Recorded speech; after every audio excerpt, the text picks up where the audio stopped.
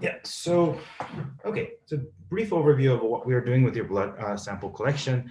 We collect it at year 1, 2, 3, 4, 6, and 9. So mostly in the imaging years for most of you at this point and going forward, we collect up to about 3 tablespoons or 1.5 ounces of blood max. And we ask you to fast before the blood draw, similar to what you do before going to doctor's office for annual blood work. And we get one needle stick, but we get multiple different tubes that can be used in different ways. So yeah, and then why do we care about blood? So as you all know, Harvard Asian Brain Study is a world premier brain imaging study. We have been publishing a lot of leading papers in the neuroimaging world. And there are like imagings are just pretty intuitive. It comes to our mind pretty quickly. So why do we even care about blood? So because PET scans are radioactive, I often tell participants that this is probably the only real health hazard of participating in our study, although it's a pretty small amount in a big picture. And it's actually expensive. And also it is hard to scale it up. We can do it for you guys in Mass General Hospital with a state-of-the-art facility, but this is really difficult to expand into community settings or in other countries. So, however, by contrast, blood doesn't involve radiation. It is much cheaper, and it can be easily scaled up for, let's say, clinical studies that's enrolling up to tens of thousands of people. We can easily do blood work, whereas same thing is not true for PET scan. So once we draw your blood, it looks like this. And what happens to your blood afterwards? We spin it down, either at Charlestown or at Brigham and Women's Hospital. And once you spin blood down, then like red blood cells come down on the lower part, uh, like this, whereas we are also getting the fluid part, this yellowish fluid part, which we call plasma. And that's where, that is the fluid portion of blood, and that's where the proteins are living, like amyloid, tau, those are detectable in blood actually. And markers of inflammation and other things can be detected from plasma.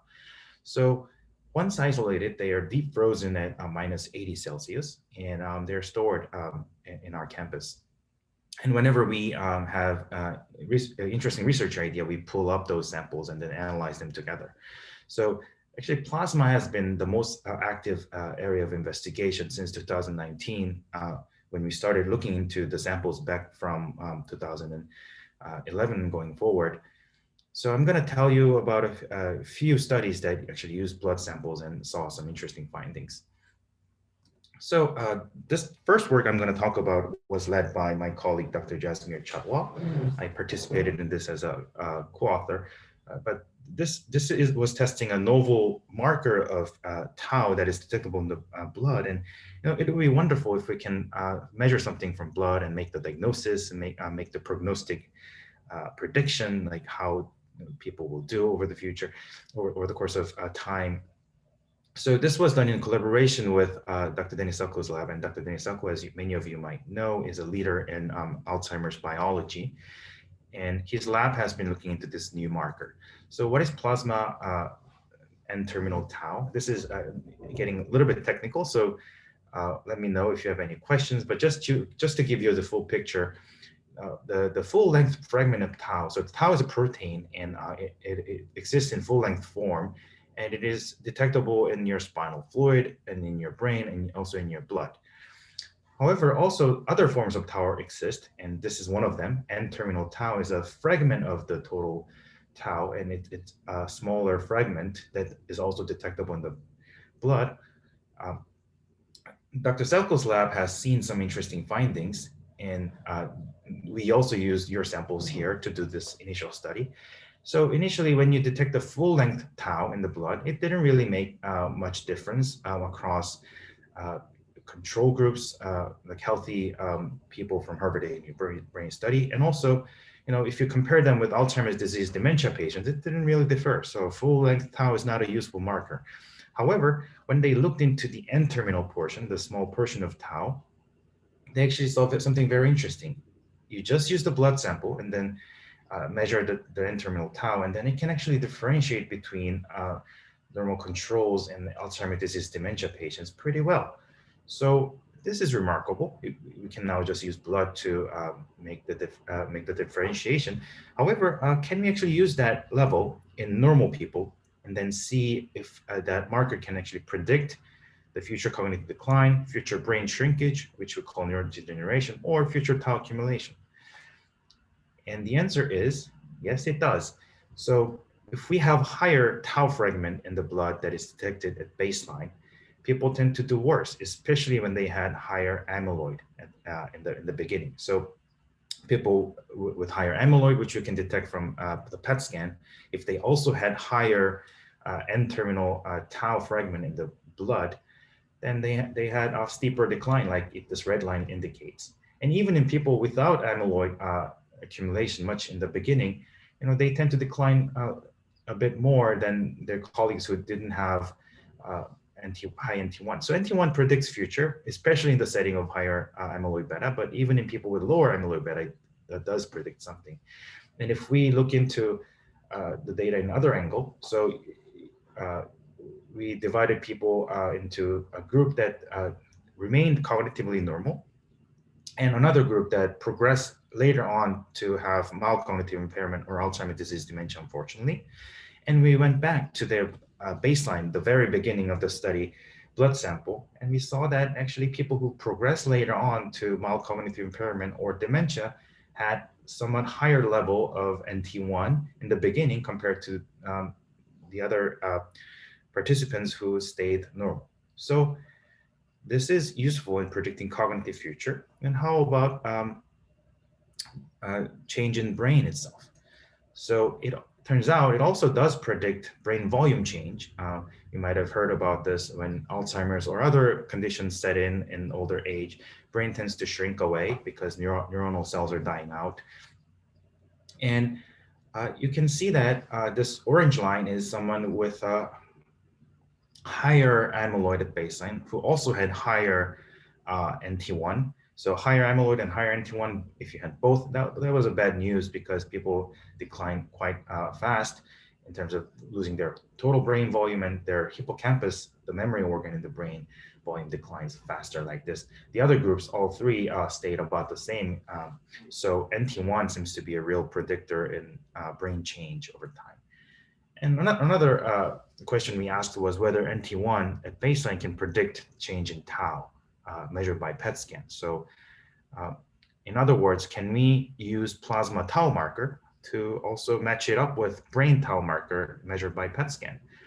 And it turns out it does, especially in people with higher amyloid in the baseline. So people who had amyloid, and in their case, if you had amyloid and higher NT1 plasma measure in the beginning, they tend to have more tau over time, whereas people without high amyloid in baseline didn't have much change over time. So this was quite a technical talk, but just to summarize this portion of my talk, plasma N-terminal tau is a novel marker from plasma that we can measure, just by drawing your blood, that can predict future cognitive trajectory in healthy older adults and predict tau accumulation and also predict future brain volume loss. So this paper has recently been published in Nature Communications, and this was a collaborator project across the labs. So, feel free to ask me if you have any questions, but I'm just going to move on to the next study that are newer, that we are trying to publish in a journal. It's being reviewed. So second portion is going beyond amyloid and tau. How about plasma markers of vascular health? So, I see one question. So by Margaret, why would you want to know that if you can't do anything about it? That's a very good question, and that's a question we always ask when we are doing amyloid and tau studies. Yes, we cannot do anything about it at this point. However, that information is very valuable in research setting. We can use it. Like, for example, to try to select people for clinical trials when we're testing anti-amyloid and anti-tau agents. And also we can use that marker to develop a better tool in clinics, or have a tool to trace or track how people do over time in research settings. So the short answer is it is a really valuable tool in research, but it is not ready for clinical use yet for the same reasons that you asked for. So, okay, let me just get this right. All right. Okay, and then Betty wanted to see the paper information. Yeah, so if you want to capture this, you can do that. And also we will be providing the recording of this talk. So that will be available. And Margaret asked, will the HABS be measuring this in you guys? So we use de-identified information, so we don't know whose plasma was used to measure this or not. However, I can say that for most people with the PET scan data and blood sample banking, we have this NT1 already measured. We just don't have any ability to link it to your personal information. So yeah, we won't be telling you about that because we don't know what that is matching. And also, pertaining to your first question, we cannot really use this information yet in the clinical sense or to help people yet. This is very early in the research. However, you might have heard about this or read in the newspapers that actually plasma tau markers are really advancing fast. And I think it is not a pure sci-fi to think having a blood test to replace all the brain scans that we do to diagnose Alzheimer's, especially in the clinical setting, not so much used in cognitively normal people yet, but in people who have symptoms from dementia. It'll help us distinguishing Alzheimer's disease from other causes of dementia in near future, like in a few years. Okay, so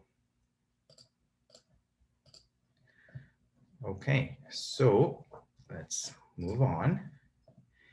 Okay, so now we're moving on to plasma markers of vascular health. And why do you care about vascular health markers?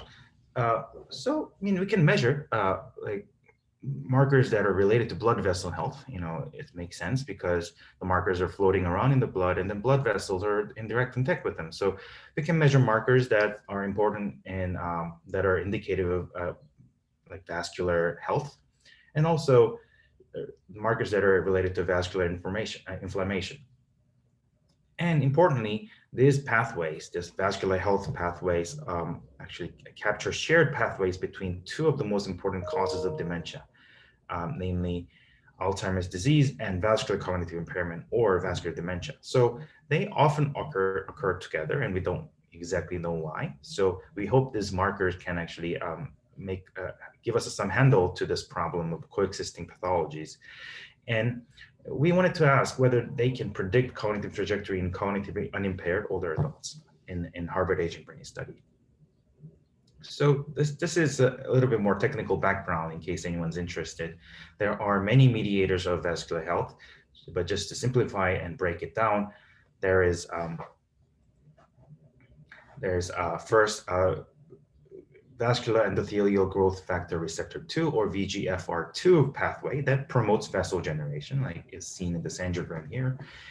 And there's a VEGFR1 pathway that inhibits vessel generation and actually promotes inflammation. And this will lead to some white matter diseases like this. These are small vessel diseases in the brain.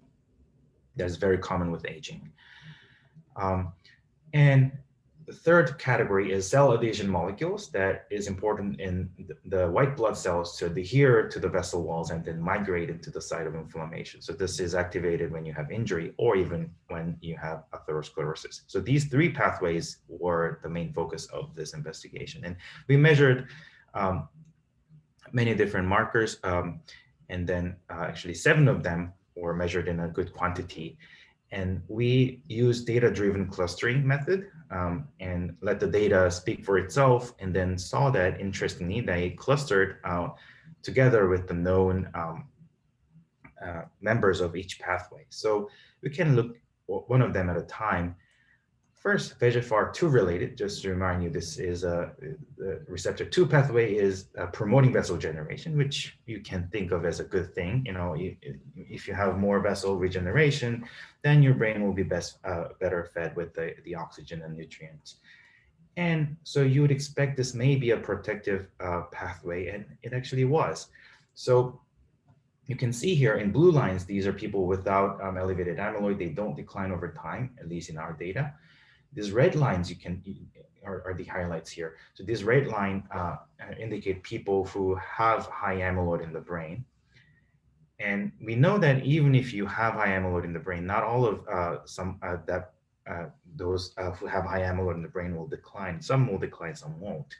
And it is of great interest to see who will decline if you have brain amyloidosis, because then that means a lot for clinical trials and future predictions and so on.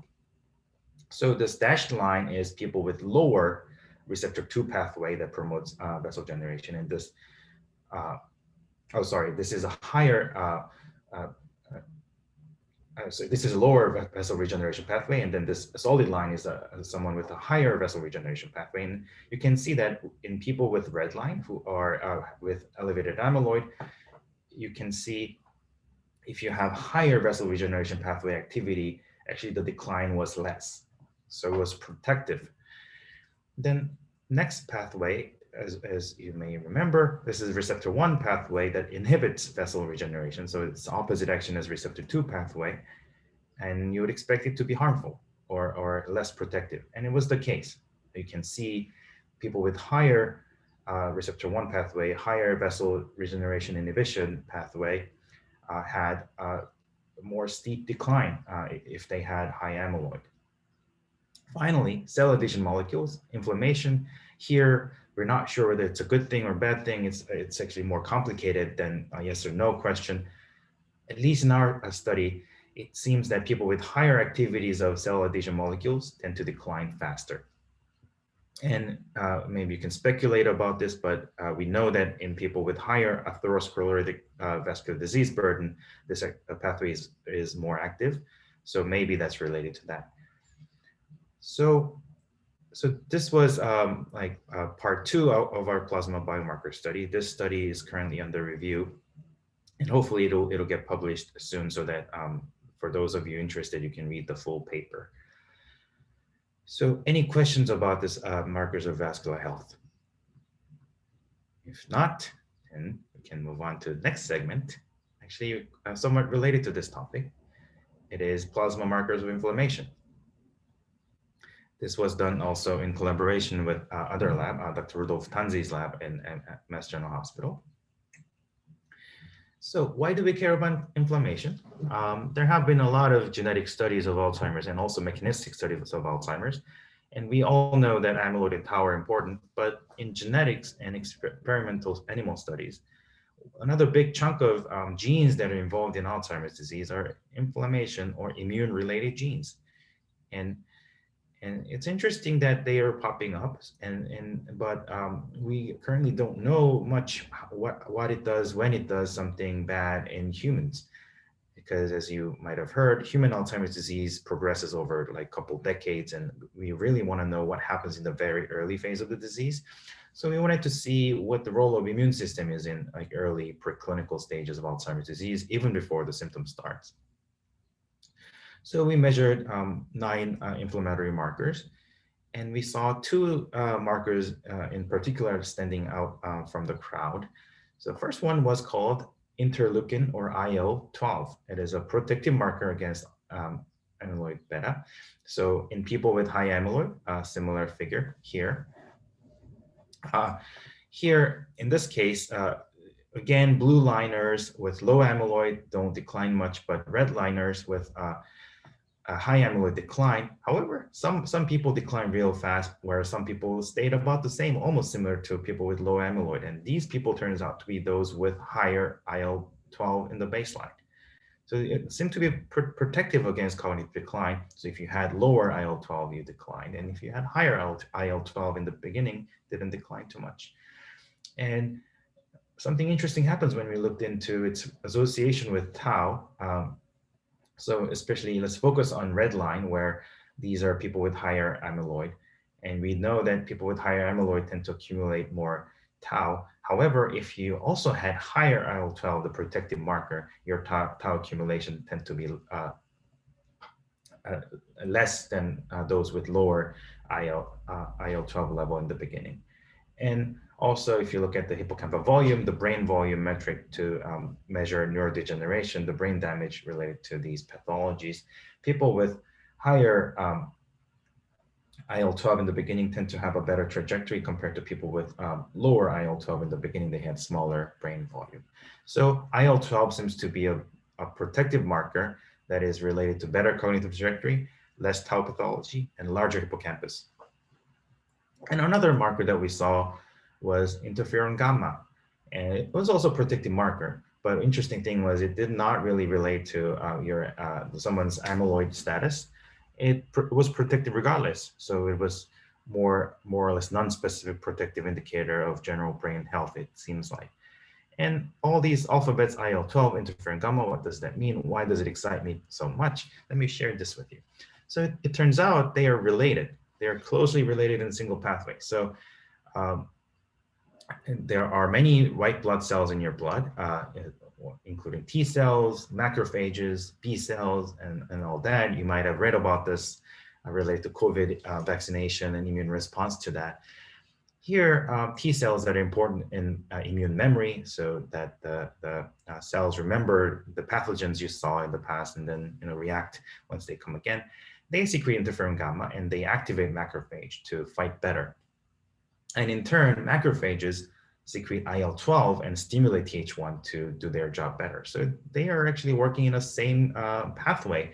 IL-12 and interferon gamma both were protective agents, at least what we saw in our data. And they are in a same loop of this biological pathway called macrophage activation, or M1 pathway.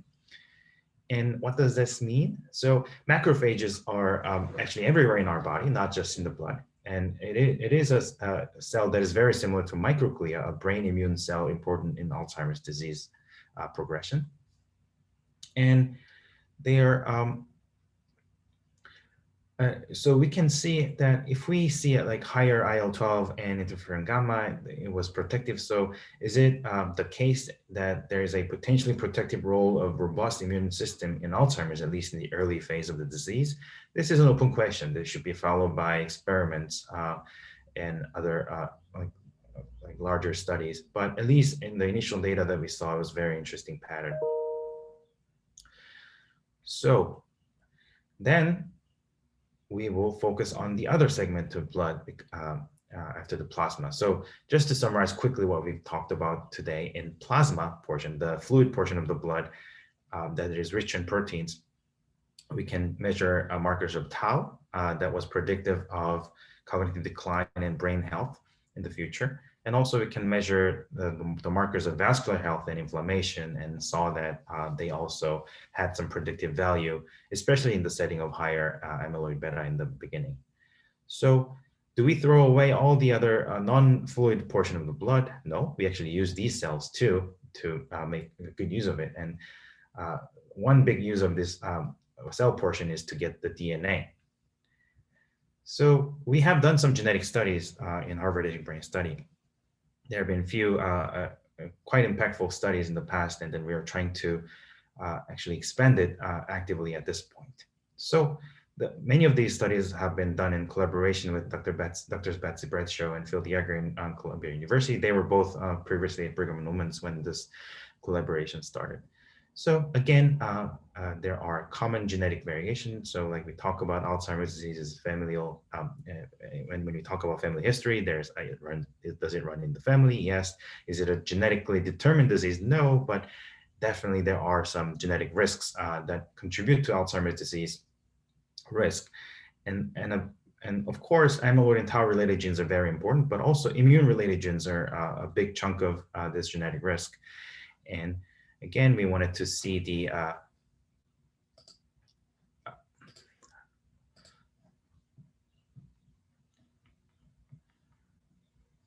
so we wanted to see its use.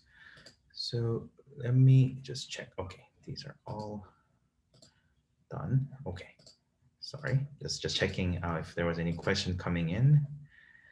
Let me check in the chat.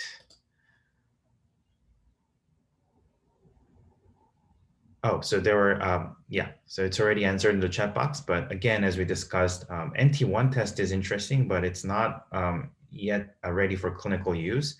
So yeah, let's put it this way. Harvard Asian Brain Study is really, really contributing to the world by actually being like providing the initial data about NT1. So eventually we hope that NT1 becomes a useful clinical test. And in that case, like it was you guys who donated blood to make that possible. But at this point, it's not ready to use in the clinic.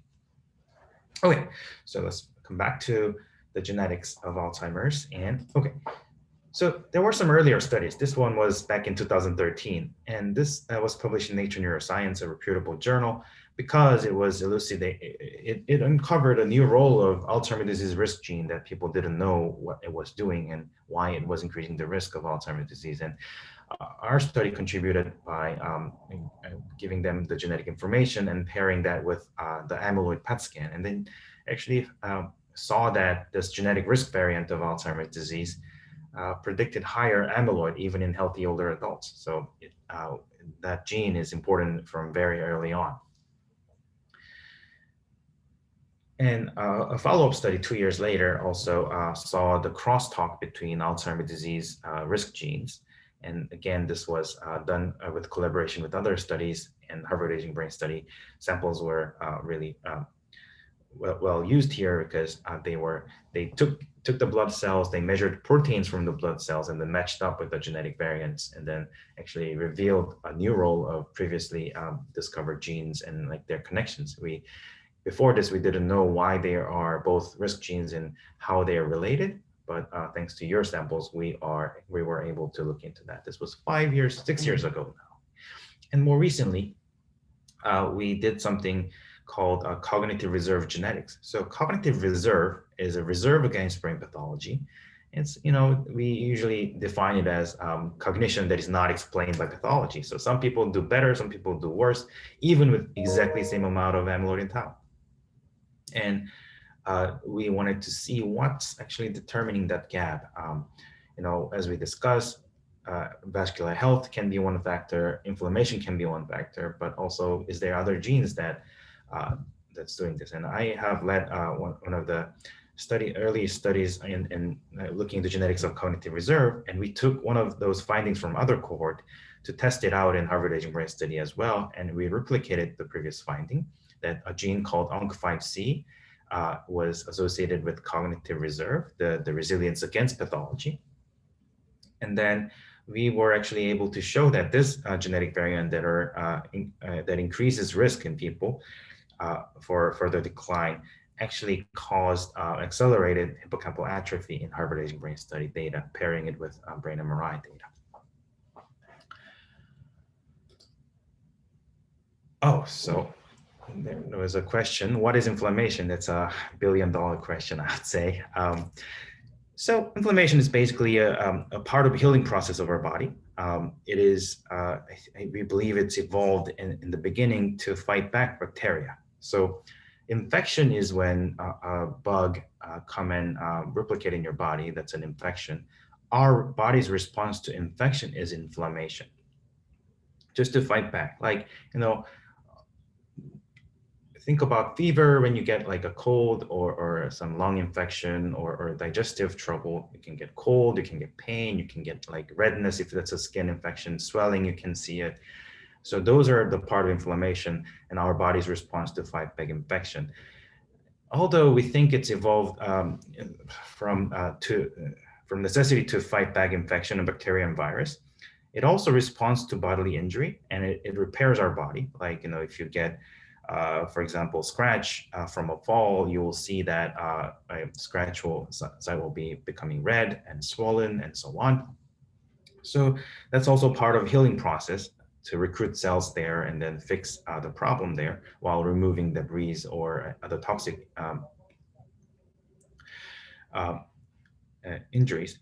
And so, yeah, so inflammation is a response to infection, but also, as Margaret just pointed out, is a response to tissue injury in general.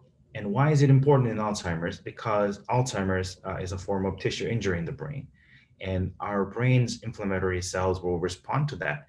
Sometimes it is good. Sometimes it is good in removing, like, let's say, amyloid, clearing amyloid from the brain. But when it goes wrong, or when it becomes chronic, it just becomes like arthritis. It was intended to heal the tissue, but actually later on it perpetuates itself, and it destroys the brain on its own. So like there's a lot of activity there. The white blood cells are trying to patrol and fix the problem, but they're kind of rough-handed, and they don't fix the problem alone, but they also cause damage in the surrounding tissue and accelerate neural loss. So that's what's happening in the brain in Alzheimer's disease and the brain diseases, we believe. And yeah, so this is a really important question. Like, how do we think about inflammation in Alzheimer's disease? Is it good? Is it bad? There's evidence for both. So it's not just toning down or toning up, or ramping it up that'll fix the disease, but it is modulating it in a right direction. That's what we are aiming for, and we need to really understand it better. And then another question is, does inflammation from an injury remain in the body forever? It usually doesn't. There's a mechanism to shut it down once the injury is gone. Like, just think about healing scar. It may be sore, it may be swollen and red in the beginning, but it comes down, leaving a scar tissue. And similar thing happens in the brain too. Like sometimes brain inflammation responses leave scar tissues, which is not necessarily a good thing. It can be a seizure focus. It can be a source of brain dysfunction. And also, unfortunately, like unlike skin tissues, which regenerates pretty well, brain does not regenerate that well. So although inflammation might be quieting down afterwards, the scar and tissue loss will remain. And also in chronic diseases like arthritis or Alzheimer's or even atherosclerosis, the inflammation tends to remain chronically in a low tone because the tissue injury is still going on, it's never resolving. So in that cases, it may be fair to say inflammation stays there forever, unfortunately. However, it will vary across the disease stages. And that's one of the questions that we are trying to answer. Like, when does it really flare up? When does it quiet down? And what can we do about it? Okay, so hope this answered your questions. Okay, very good questions. This is really fun for me too. Thank you for doing that. And what I actually miss about going to the office was scientific discussion, and I'm most grateful to have this opportunity to talk to you guys about this. Okay, so okay, here we will make it move on. All right, so finally, this is about future.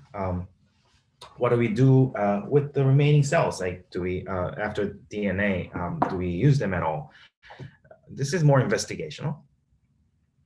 And we'll move on. Oh, one more question. This is great. Could CTE be considered a chronic inflammatory injury? So it's in a sense, yes, but not strictly speaking. So it is an injury. Like just think about hitting your knee every other day. Will it heal well, or will it leave you an ugly scar tissue? Because if you're hitting it in the same region over and over and over, it doesn't really have a time to properly heal. There will be inflammation settling in, and it'll take longer, and scar tissue will be ugly. I think CTE can be thought as the same. It builds up a lot of tau. It's not like primarily inflammation driven. I think it's more related to repeated brain injury. However, the traumatic brain injuries also come with inflammation because, the same principle. It is a trauma, it is a tissue injury, then inflammation will come to fix it. So in a sense, like you see chronic inflammation there, but I would say it's not a main driver there. Okay, so all right, so cell-based immune markers. We are actually almost toward the end, so we can open up for the discussion, but let me just tell you what we are doing with other markers here.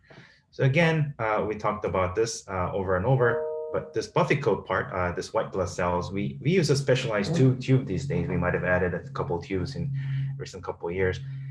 because we can actually isolate these buffy coat white blood cells into subtypes of it, like lymphocytes, monocytes, granulocytes, the cells we briefly touched upon when we were talking about inflammatory markers. And these are all important. So for example, lymphocytes. So, just a segue, what happens if you get a vaccine? Hopefully you will all get vaccinated soon. I got an email today that the Massachusetts government is actually planning to roll out vaccines for older adults, 75 plus, in February. So hopefully it'll reach you soon. But let me just tell you what happens when the vaccine is injected. So vaccine is in your arm, and the white blood cells, like monocytes, see that vaccine particles or RNA related proteins, and then they digest it, and then they present it to lymphocytes. Hey, lymphocyte, like, look at this. I saw something cool here. And then lymphocytes goes, oh shit, that's not something belongs to our body. And then it generates immune response. T cells teach monocytes to act better when they see that particle again, that looks like a virus particle. And B cells generate antibodies against those particles, so that they can defend it once if they come in again. So that's how the immunity builds in. And this is a very intricate system that's evolved over time. It's not perfect because sometimes it can attack your own body, like in rheumatoid arthritis and autoimmune diseases. But they actually can tell you a lot about one's health. And we do know that in Alzheimer's disease, the immune system plays a role. We just don't know exactly how it works. So with your blood samples, what we are doing is we're isolating the cell. We are planning to isolate the cells. Currently, they're all frozen, but like once we get enough sample number, we will thaw them and then isolate them into these cell types. And then we will look into their biology. So just to see how it works. So this is called central dogma of biology. Like you have a gene written in DNA, and the copy is in every cell. And then it transcribes messenger RNA. So it is read as, it's a transcribe, because it uses a similar alphabet. And then mRNA code is translated into protein because they use different code. Now it's a translation, not just mere transcription. And then these proteins are doing the job of the body in most cases. So in Harvard Aging Brain Study, we do have whole genome genotyping data. And then we are planning to do, after isolating those cell types, we are planning to read all the mRNAs from blood immune cells so that we can have a catalog of immune gene expression. From each cell type, we expect to get up to like 10,000 or more gene levels. Then with that rich data, we can also pair it with the plasma protein markers that we discussed. And then with all these new molecular data that's building up, we plan to associate that with the rich imaging and cognitive data that you contributed over the past 9-10 years. And that will include amyloid PET, tau PET, and brain MRI, cognitive trajectory, and many more. So this is what we are planning to do. Like most of these data set are still under construction, but we hope to be one of the leaders of this field in exciting immunogenetics of Alzheimer's disease, because we really need to understand better what immune systems are doing and how they act, and how do we, or where do we tweak? How do we need to modulate to make it work the best for to fight against Alzheimer's disease, not destructing the brain. So, okay, so I love it. 2 questions here. So it's a question about COVID vaccine and fear associated with it. Yeah, so this is a very new technology. It's not my expertise at all, and there have been a lot of thoughts among my colleagues about this. And but so I'll have to say, I'm just talking as a general medical practitioner, not the general neurologist, not a vaccine expert. But just think about it. It's when I discuss medication in the office with a patient, we always talk about risk and benefit, right? There's no medication without with absolutely no side effect. There are some side effects. It may be as mundane as a little bit of let's say indigestion for like a few hours, and then that's gone, up to very serious side effects. And this fact, and so it matters which disease you're targeting, right? Because is it the disease that you're treating? Is it worth taking the risk of a medication? An extreme example is cancer treatment. You use extremely toxic chemotherapy agents sometimes. Nowadays it's getting better, but still pretty toxic, and we don't use it routinely in other conditions. And you gotta have separate license to use it or separate training to use it. However, because cancer is a deadly disease, it's worth it because it's life and death. And if you think about COVID, if it was a, let's say, just a simple common cold, do you really need to develop vaccine like crazy and then vaccinate? Probably not. Probably it's not worth it because you're gonna get better in 3-4 days anyway. If it's flu, it's definitely worth getting vaccinated because some people can die from flu, and it can be really bad for some, even though they survive. And in the case of COVID, it's even more toxic and virulent than flu.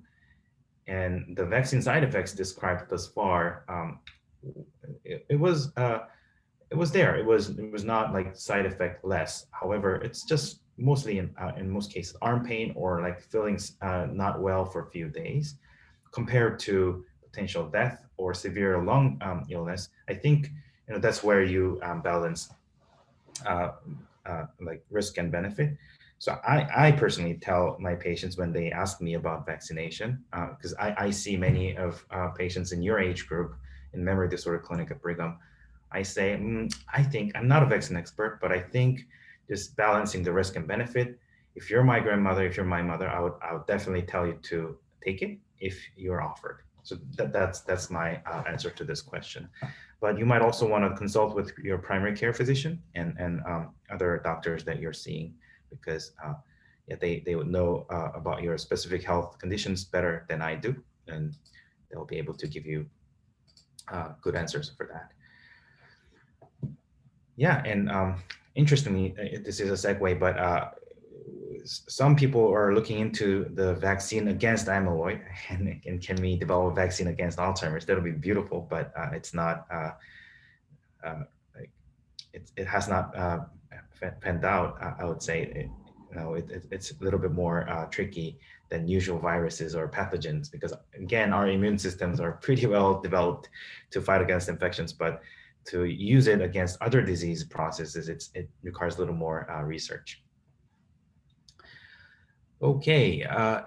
Oh, and other questions. If someone gets a DNA test, can I look for specific proteins, genes?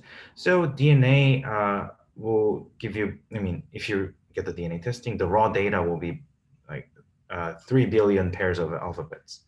So DNA uses 4 alphabets, and then there are, there are 3 billion of them. Usual DNA tests these days don't read all of them, because if just by reading a fraction of it, you can actually infer most of the DNA variants. And what you see is whether you have a certain alphabet in certain position, like, everybody has somewhat different DNA alphabets. Most of human beings share the vast majority of the code. However, there are a small fraction of the genome that actually varies people to people. And some of them actually have meaning in the disease process. So for example, you might have heard about ApoE gene. It's important in Alzheimer's disease. So if you get a DNA test, what people are looking for is whether you have a certain variant that has a medical meaning, like in cancer genetics, heart disease genetics, or Alzheimer's genetics. If you ask a specific question on whether you need to get a DNA testing to predict Alzheimer's disease, I would say no. I'm an Alzheimer's genetics researcher, but so I'm all the more for the data. However, I also do acknowledge that it is not ready for clinical use, because knowing that information can actually increase confusion rather than giving a definite answer. It's all probabilistic. It's like increased risk, not like a definite determination of the genetic risk. So those information are not that useful in clinic on a person-to-person basis to use. However, again, those are extremely valuable information in research, because we can now start to think about this biological cascade, like genes, DNAs to RNAs to protein, and then we can see how those little changes can actually lead to the disease, And by that, we can learn a lot about the disease and potentially can lead to new drugs. And does diet and exercise change the outcome if there are markers of Alzheimer's disease? Uh, so there, so the short answer is yes, it seems to be working. There are a good chunk of data from observational studies like Harvard Aging Brain Study, but much larger scale, that they saw people with a good diet like Mediterranean diet, less red meat and less animal fat, but more plant-based diet and fish and nuts, they did better over time. Is it a strict causation? We don't know. However, it's been shown over and over from observational studies. And one of the interventional clinical trial showed that there are evidence to support those dietary interventions or lifestyle interventions. And exercise, the same. And actually, we also have a paper from Harvard Aging Brain Study data that people with high amyloid but had more steps in the baseline declined less. So with all the knowledges we have, I often tell my patients to eat good diet, like less in animal fat and more in fish, vegetables, and also try to exercise. It's like 3 minutes is better than 0 minutes. Although the recommendation is 30 minutes, even little bit is better than nothing, and then you can gradually increase the amount of exercise. So exercise and diet are important, even if someone has Alzheimer's disease biomarkers. And oh, thank you for asking this, Rodney. Fasting versus non-fasting, because I know that fasting is not an easy. I mean, it's a big deal for many of you. I know, like, I'll be mad if someone asks me to fast till like 9 or 10 or later. But yeah, I think so. Many of the markers, it doesn't matter. However, there are some markers that are really sensitive to fasting status. So for interpretability, we are asking all of you to fast before blood draw, because if it is not kept, some of the data won't be interpretable. So I again thank you for doing that for us and for the world. But I think fasting is very important for certain markers. And routine CBC or metabolic profile does not predict dementia as far as we know. However, if it's really, really off, it can be a cause of cognitive problem. Like, let's say if your electrolytes are way off, then we got to fix it because it's not directly a causal to Alzheimer's disease, but it'll make you look like having dementia, because with sodiums and potassiums way off, your brain cannot function well. So we actually check that pretty routinely in the dementia clinic at the beginning. And how far are researchers from understanding the basic pathophysiology or cause of Alzheimer's disease? We're still working on it. And I think it's fair to say it's still in the beginning. We know a lot, but just to give you a perspective, we first found the genetic cause of Alzheimer's disease in 1991 or so. So it's barely 30 years. We are just beginning to understand this disease that has been there forever. We do think, from all the evidence that we have collected, especially from genetic studies, we do think that amyloid is really on the causal upstream of Alzheimer's, and then tau comes probably after that.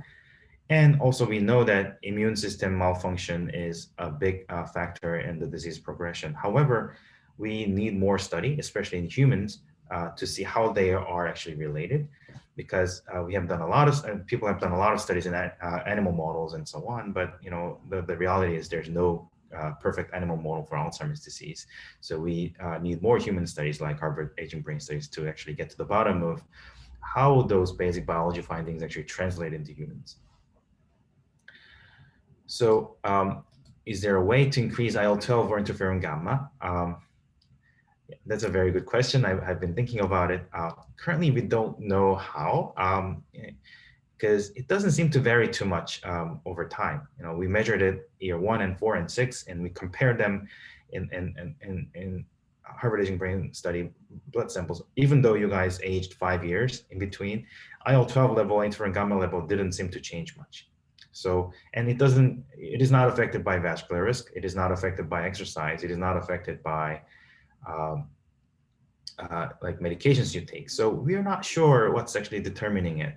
It's a very interesting question because if we know how, we may be able to figure out what's underlying those protective effects. But it's still work in progress, and we'll definitely update you if you find something useful. And then yeah, there was another question about fasting. So the importance of it is, again, we are trying to keep the blood samples as consistent as possible within the individual and across the study. And because consistency is the key, if we have too many variabilities besides the real biological underlying pathways, then we will not be able to interpret the data. So fasting is fasting overnight. We say like, after let's say midnight, don't eat anything till the morning. It's okay to drink, but don't eat sugar, don't eat meal.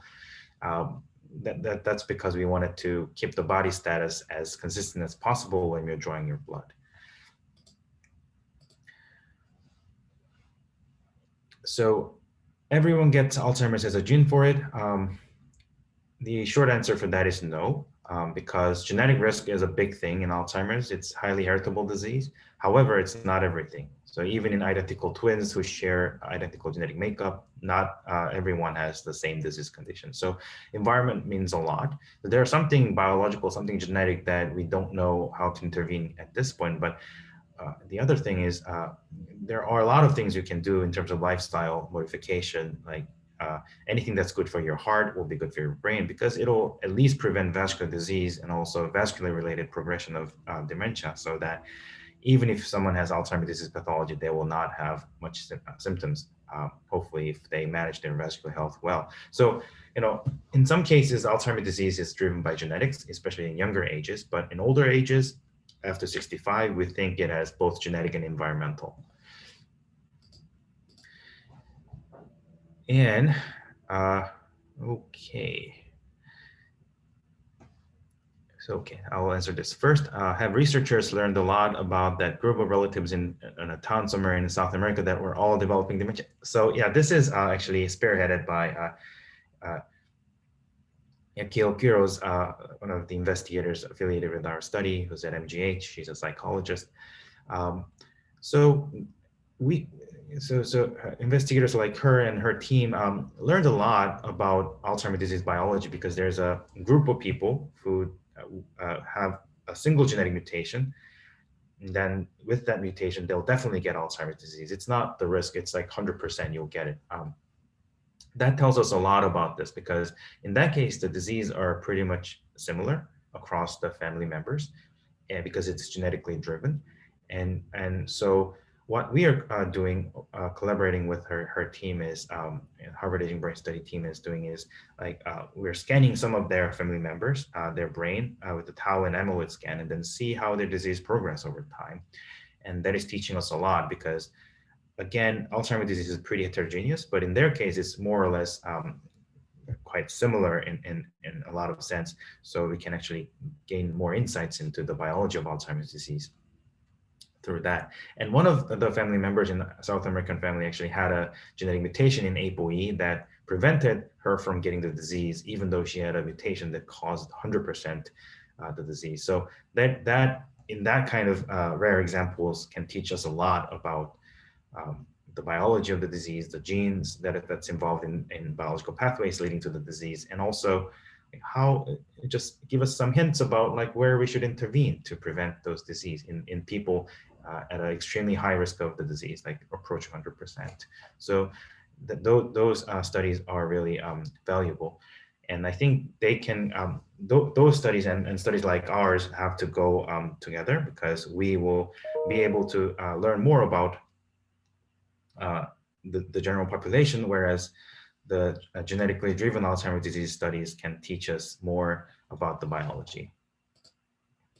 Okay, and yeah, so I think water is fine before when we talk about fasting, we usually say no sugars, no nutrients, but water is fine. And, we actually encourage that to prevent dehydration. And Colleen, please correct me if I'm wrong, but I think most fasting protocols won't require you to not drink. Water is fine. And is intermittent fasting helpful for health? Yeah, I think there's accumulating data about that. I'm not an expert in it, so I have to pass that. I would just say that there are theories about it. However, we need more study, because in someone, and it may not be for all, because in someone, for example, let's say someone with diabetes, fasting might not be good for health because they might drop their sugar too much. So it should be done in consultation with your primary care. And I'll say probably it's too early to call it as a general health recommendation. And osteoarthritis and Alzheimer's disease association, not that I know of. However, it may appear to go together because both diseases are really common in older age groups. So osteoarthritis is common, Alzheimer's disease is common, so it's not rare to see someone with both. And also another potential link would be if someone has osteoarthritis, they cannot do much physical activity, then they might not be good for brain health. So that's another link potentially. But again, I'm not aware of the mechanistic link between those two diseases at this point. And yeah, there are a lot of questions about, okay, so yeah. Okay, so I hope this also answered this question about intermittent fasting. So yeah, it's just intermittent fasting teaches our body to actually activate other pathways that are not inactive when your body seeing a lot of nutrients. And some people believe that intermittent fasting can activate body pathways to actually digest unnecessary protein chunks, like protein accumulations, because intermittent fasting will increase the need for protein ingredients, and then the body will digest unnecessary proteins. And that may be good because it's actually emptying your trash can, and that may be good for your cell's health. And I think there are pretty robust lab experiment data on it. But again, as I said, is it translatable to human? Is it for everyone? That requires a little bit more thought, I think. Okay, so I think we have answered all the questions. Let me just double check. Yeah, I think I covered them all as far as I can see. Yeah, good. So just the bottom line, a lot of exciting science is coming from your blood samples. These are all in very early stages of development, so this information won't be that useful for you as an individual or for your clinicians yet. However, as a group, I think we will be able to see some relationship between blood markers and Alzheimer's disease progression markers, and hopefully that will lead to useful interventions or useful clinical tests in the near future. And thank you very much for your participation. It was actually really fun for me to talk to you about this exciting science today. So, okay, if you have any other questions, you can feel free to email me anytime. And yeah, I think that's all. Wonderful. Okay, are there any last questions for Dr. Yang? I know we've covered a lot of ground today. There were a couple questions about being able to find papers published that were mentioned today or at other talks. We do have a website, and as papers are published, they are added to the website. So if you go to the Harvard Aging Brain Study website, click on researchers and then publications, you'll be able to find a list of every paper that is published using data that we use on this study and other studies connected to ours. Okay. Great. I'm not seeing any last questions, so I am going to stop our recording.